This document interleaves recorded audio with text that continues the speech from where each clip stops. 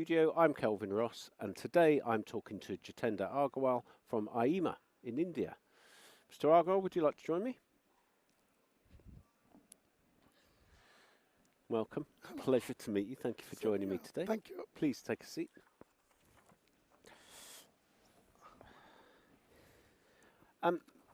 For those people who may not be familiar with IEEMA and what it is and what it does, would you like to explain? So, IEEMA is the apex body for the power sector in India.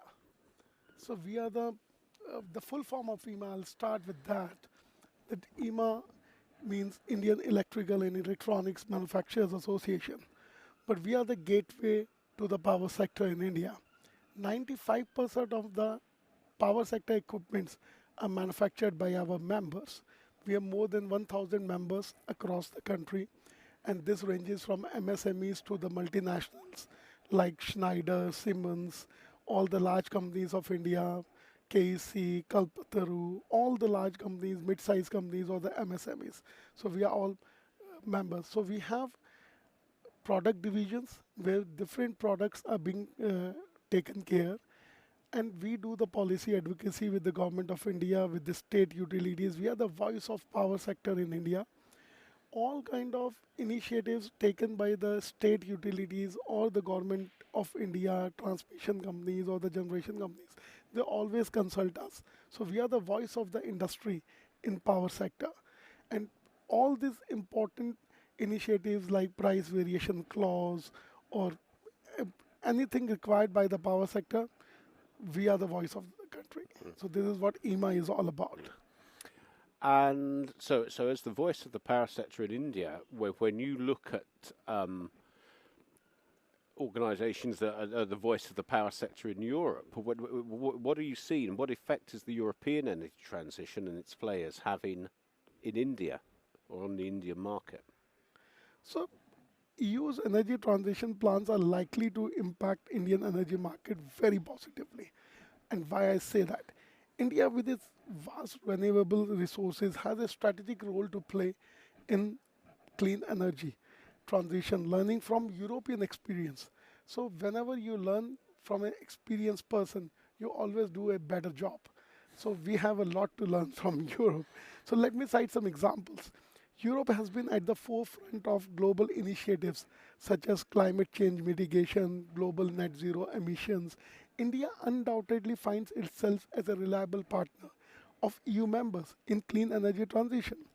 As announced earlier this year, Germany plans to form a renewable energy partnership with India, which will focus on innovative solar energy and other renewables, including the associated challenges for electricity grids, storage, market design facilities for its transition goals.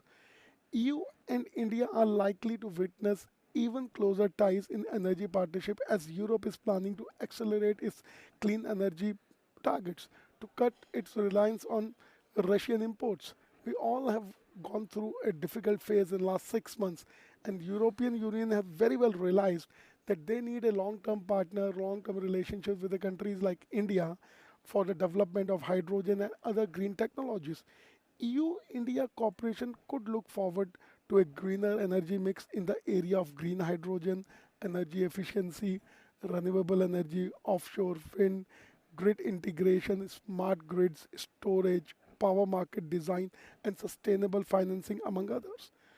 The European Commission is planning to develop a joint purchasing mechanism to help its members pool their demand and secure energy supplies from foreign markets.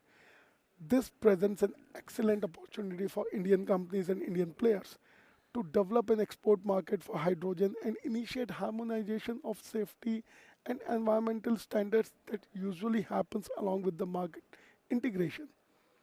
Increase their share in global value chain for cleaner energy, to export their innovative energy and energy efficiency solutions to the EU members. So this brings a lot of opportunity to us as Indian players. It's interesting how you say that, when you learn lessons from someone, you take those lessons and you improve on them. Are there any lessons that you've seen in Europe that you would not do? I will, of course, There are many, and the best lesson from EU energy market is why investing in clean energy solution, it is very important to maintain the balance. We have been hearing about the imbalancing of clean energy and the fossil fuel energy in Europe in the recent past. And today, we all know we cannot live without electricity for a moment. So electricity is the lifeline for a humankind. And to avoid its crisis, we always have to maintain this, that we are maintaining the balance between the clean energy and the fossil fuel energy. So there is a need to maintain a good balance. European countries have heavily dependent on Russia for almost half of their energy needs, resulting in Europe facing massive energy crisis following Russia cutting its energy supplies. Over dependency on some country for anything need a closer look. Europe is now accelerating its renewable energy capacity to reduce dependence on Russia, but still the balance is very important. But renewable energy has its own challenges.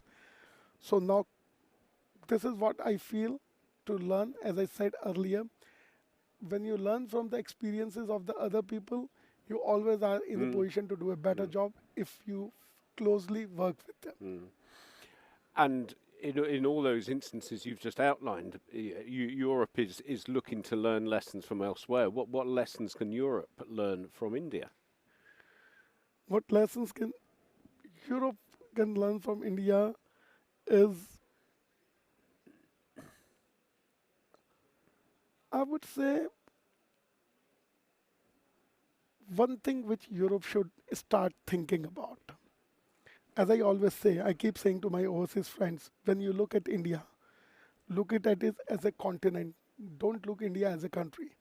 So India and Europe are two continents, according to me, when it comes to the size. Rather, in terms of population, we are double the size of European Union. So we are a continent, and there's a lot to learn from by Europe from India. India's strategy of having multiple sources of energy to sustain the increasing energy demand may demand attention from the European Union. India's growing coordination within the states. So for you in Europe, it's the different countries. For us, these are different states. And it's very important that there is a synergy and how closely they work together. This is a great learning. Though we come under one government of India, but we are all federal states. And states working with each other closely brings a huge interdependence and sustainability to each other. Same thing will be required by the Europe. India has always overachieved its commitment. If you see the climate Paris in COP21, whatever we committed, we have already overachieved it.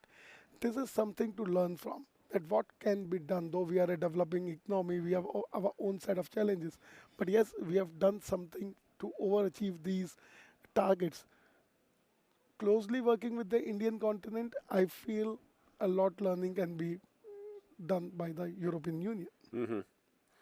Um, as India is sort of reimagining its energy sector, what do you think are the imperatives in the short term? Maybe just in the next year, but then looking to those landmark years for 2030 and 2050 as well. I'm very proud to say one thing. Our Honorable Prime Minister Shri Narendra Modi has really given us a very, very ambitious target. And what he wants to achieve by 2030 is ambitious but Mm. doable. And India already has numerous policy measures in place to achieve that. So we have already started that journey, and that brings a huge, humongous opportunity in the power sector. And to ins- take care of these challenges, to achieve this ambition target, a lot of efficiency will be required across the power sector, whether it is generation, transmission, or distribution. In shorter term, India is already laying the groundwork or foundation to scale up important emerging technologies such as hydrogen, battery storage, low carbon steel, cement, and fertilizers. India is particularly well placed to become a global leader in renewable batteries and green hydrogen. On a longer term, till 2030 or beyond, some of the ambitious targets are increasing renewables capacity by 500 megawatt by 2030. Not impossible, but definitely ambitious, meeting 50% of the energy requirement from renewables. So we have to learn from the European Union to create a balance.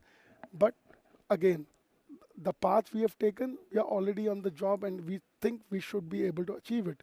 Reducing emissions intensity of India's gross domestic product by 45% by 2030. Again, very ambitious, but definitely doable. India has always shown its willingness in leadership to fight climate change. India has promised to cut its carbon emissions net zero by 2070. I pray, I wish, with full focus, we are going to achieve it. A lot of those things you mentioned there rely on innovation. India is known as a hotbed of innovation. What is it that's happening in India to sort of evolve, maintain, and accelerate that startup innovation ecosystem? So we are a country of startups. So you very rightly said. And our Honorable Prime Minister has made various efforts to further grow this journey. The flagship initiative, the Startup India, was initiated by our Prime Minister in 2016.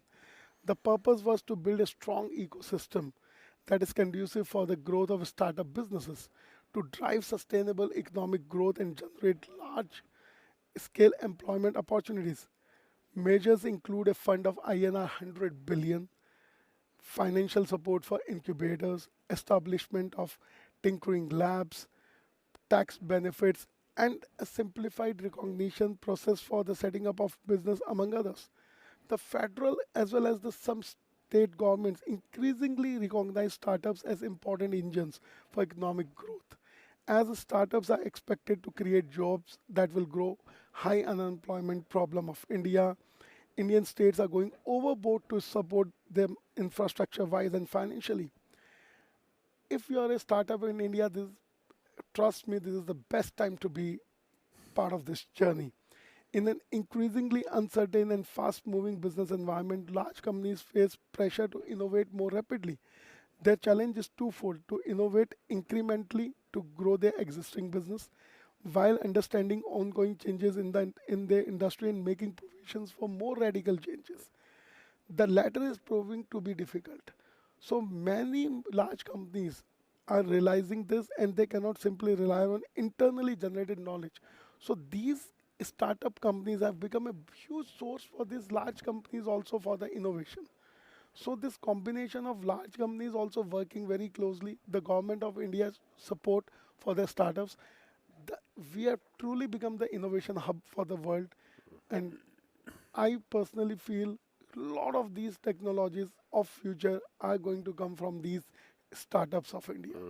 Yes, it's an interesting dynamic, the way that the dynamic between the startups and the large companies, and how the two come together. Mr. Agarwal, it's been fascinating. I've really enjoyed it. Thank you so much for joining me today. It's been a pleasure. Thank you for watching. Don't forget you can catch this interview and all the other Connect interviews on enlit.world. For now, thank you very much. Thanks for watching.